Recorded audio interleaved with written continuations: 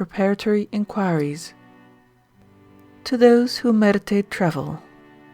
Qualifications for a traveler. If you have health, a great craving for adventure, at least a moderate fortune, and can set your heart on a definite object, which all travelers do not think impracticable, then travel by all means. If, in addition to these qualifications, you have scientific taste and knowledge, I believe that no career, in time of peace, can offer to you more advantages than that of a traveler. If you have not independent means, you may still turn traveling to excellent account, for experience shows it often leads to promotion. Nay, some men support themselves by travel. They explore pastoral land in Australia, they hunt for ivory in Africa, they collect specimens of natural history for sale, or they wander as artists. Reputed dangers of travel. A young man of good constitution, who is bound on an enterprise sanctioned by experienced travelers, does not run very great risks. Let those who doubt refer to the history of the various expeditions encouraged by the Royal Geographical Society, and they will see how few deaths have occurred, and of those deaths, how small a proportion among young travelers. Savages rarely murder newcomers. They fear their guns and have a superstitious awe of the white man's power. They require time to discover that he is not very different to themselves and is easily to be made away with. Ordinary fever are seldom fatal to the sound and elastic constitution of youth, which usually has power to resist the adverse influences of 2 or 3 years of wild life. Advantages of travel. It is no slight advantage to a young man to have the opportunity for distinction which travel affords. If he plans his journey among scenes and places likely to interest the stay-at-home public, he will probably achieve a reputation that might well be envied by wiser men who have not had his opportunities. The scientific advantages of travel are enormous to a man prepared to profit by them.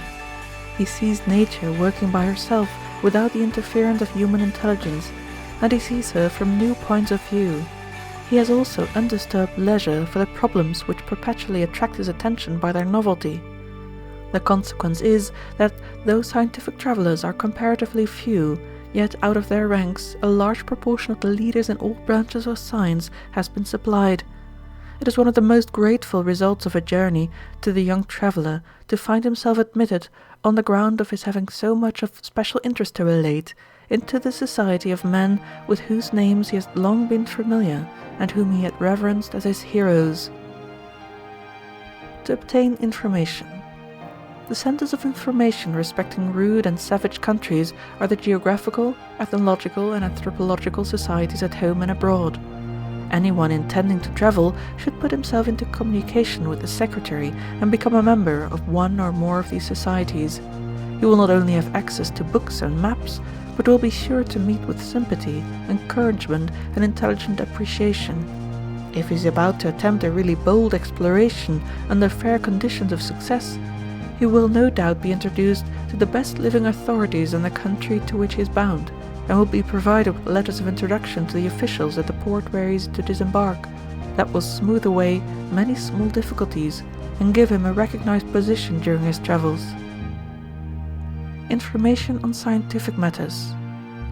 Owing to the unhappy system of education that has hitherto prevailed, by which boys acquire a very imperfect knowledge of the structure of 2 dead languages, and none at all of the structure of the living world, most persons preparing to travel are overwhelmed with the consciousness of their incapacity to observe with intelligence the country they are about to visit. I have been very frequently begged by such persons to put them in the way of obtaining a rudimentary knowledge of the various branches of science, and have constantly made inquiries. But I regret to say that I have been unable to discover any establishment where suitable instruction in natural science is to be obtained by persons of the age and station of most travelers.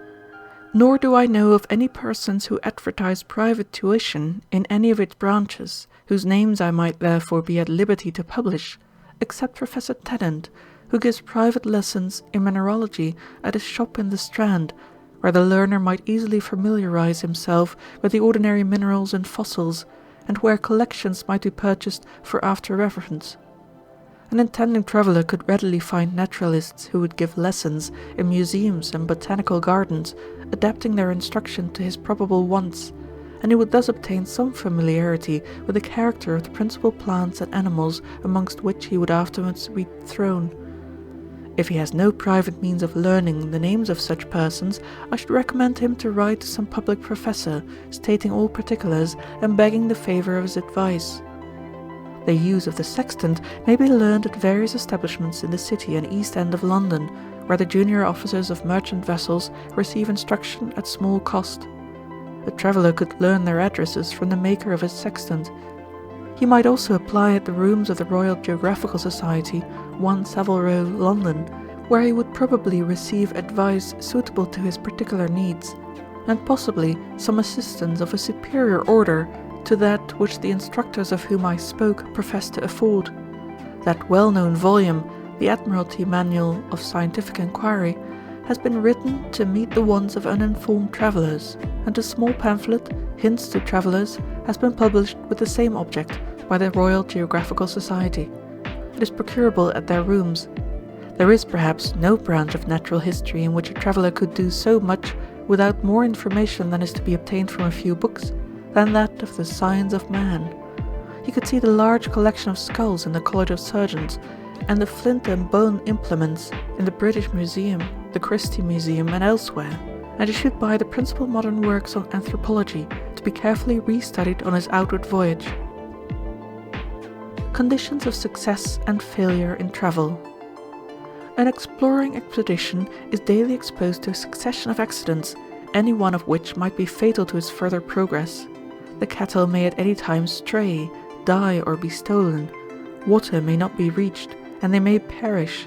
One or more of the men may become seriously ill, or the party may be attacked by natives. Hence, the success of the expedition depends on a chain of eventualities, each link of which must be a success. For if one link fails at that point, there must be an end of further advance. It is therefore well, especially at the outset of a long journey, not to go hurriedly to work, nor to push forward too thoughtlessly. Give the men and cattle time to become acclimatized, make the bush your home, and avoid unnecessary hardships. Interest yourself chiefly in the progress of your journey, and do not look forward to its end with eagerness. It is better to think of a return to civilization, not as an end to hardship and a haven from ill, but as a close to an adventurous and pleasant life. In this way, risking little and insensibly creeping on, you will make connections and learn the capabilities of the country as you advance, all which will be found invaluable in the case of a hurried or disastrous return. And thus, when some months have passed by, you will look back with surprise on the great distance travelled over, for if you average only 3 miles a day, at the end of the year you will have advanced 1,200, which is a very considerable exploration. The fable of the tortoise and the hare is peculiarly applicable to travellers over wide and unknown tracts. It is a very high merit to accomplish a long exploration without loss of health, of papers, or even of comfort. Physical strength of leader. Powerful men do not necessarily make the most eminent travellers. It is rather those who take the most interest in their work that succeed the best. As a huntsman says, it is the nose that gives speed to the hound. Dr. Kane, who was one of the most adventurous of travellers, was by no means a strong man, either in health or muscle. Good temper. Tedious journeys are apt to make companions irritable one to another, but under hard circumstances, a traveller does his duty best who doubles his kindliness of manner to those about him and takes harsh words gently and without retort. He should make it a point of duty to do so. It is at those times very superfluous to show too much punctiliousness about keeping up one's dignity and so forth, since the difficulty lies not in taking up quarrels, but in avoiding them. Reluctant servants. Great allowance should be made for the reluctant cooperation of servants. They have infinitely less interest in the success of the expedition than their leaders, for they derive but little credit from it. They argue thus: why should we do more than we knowingly undertook, and strain our constitutions, and peril our lives in enterprises about which we are indifferent?